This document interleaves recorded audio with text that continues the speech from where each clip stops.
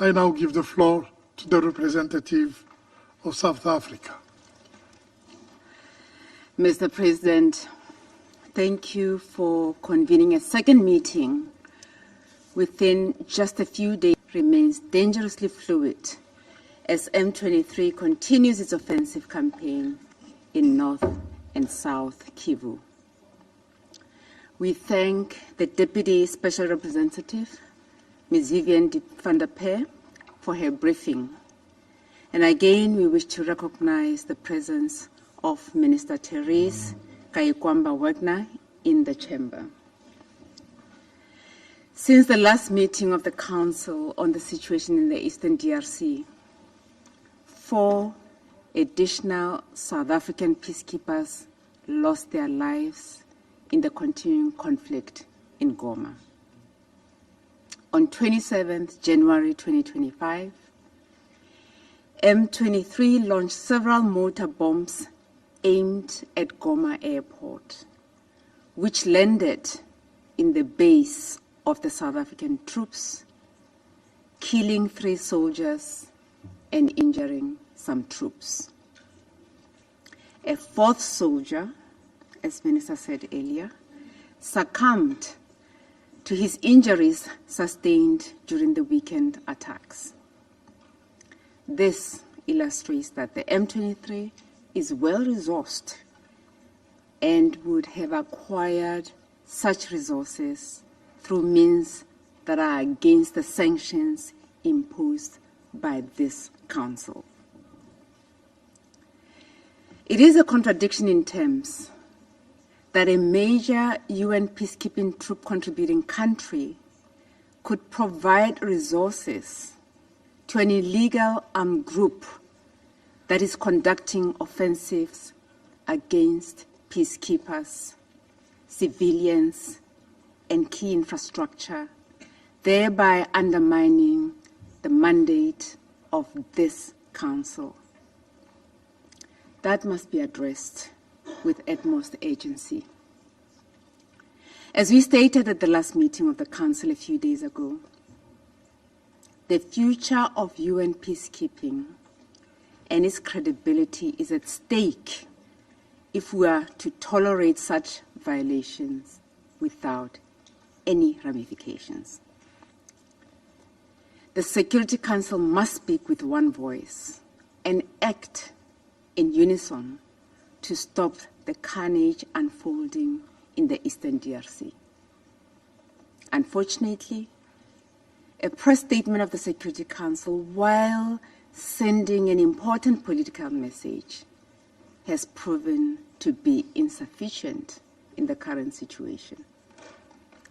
Consequently, South Africa would like to highlight the following issues.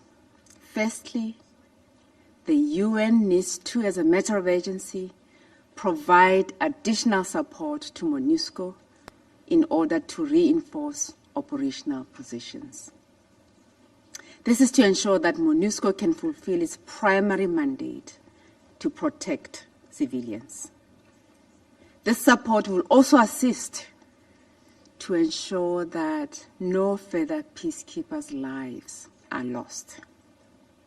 Similarly, a stronger consideration must be made to bolster the support that Monusco provides to the South African Development Community mission in the DRC, SAMI DRC. Both missions, have the primary responsibility of protecting civilians and key civilian infrastructure. They are instrumental as long as armed groups remain active in the Eastern DRC. Secondly, we remain concerned about the worsening humanitarian situation with millions of people in need of humanitarian assistance. There is a need to ensure that appropriate conditions are created for humanitarian aid to reach people in need across Eastern DRC. All parties to the conflict must uphold international humanitarian law and human rights law. Thirdly, we reiterate our call for the resumption of negotiations under the Rwanda process. South Africa's President Cyril Ramaphosa held a telephone call with President Kagame of Rwanda yesterday to discuss recent developments in the Eastern DRC and the escalation in fighting that has resulted in the deaths of many peacekeepers, including South Africans. The two heads of states agreed on the urgent need for a ceasefire and the resumption of the talks by all parties to the conflict. Accordingly, South Africa recognizes the significant strides made by President João Manuel Gonçalves Lourenço of Angola in facilitating peaceful resolution of the tensions between the DRC and Rwanda. We urge parties to recommit to these talks and address all outstanding issues amicably to allow the region to return to peace and the restoration of the political rapprochement and good neighborliness.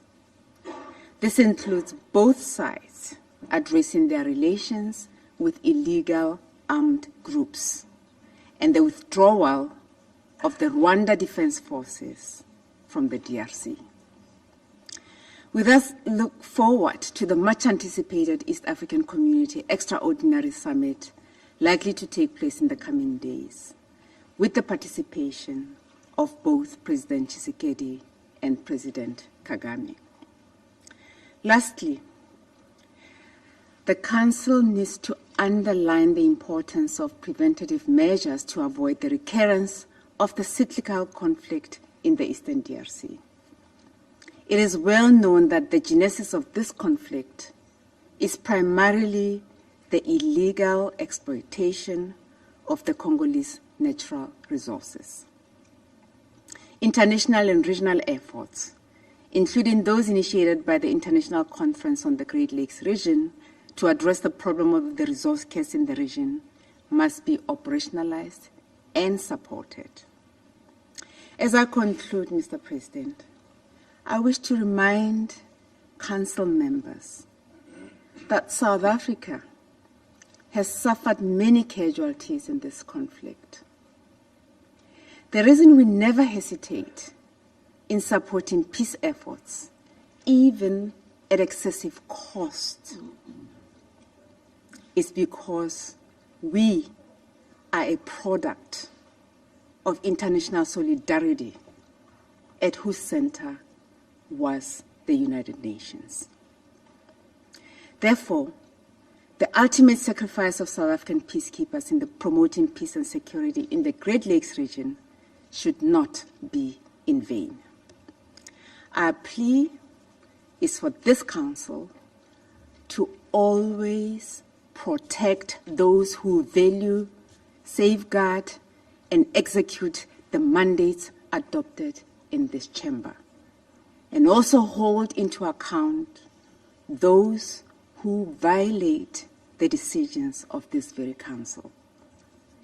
Failure to do so can only undermine the credibility of and delegitimize the authority of this Council and the United Nations as a whole.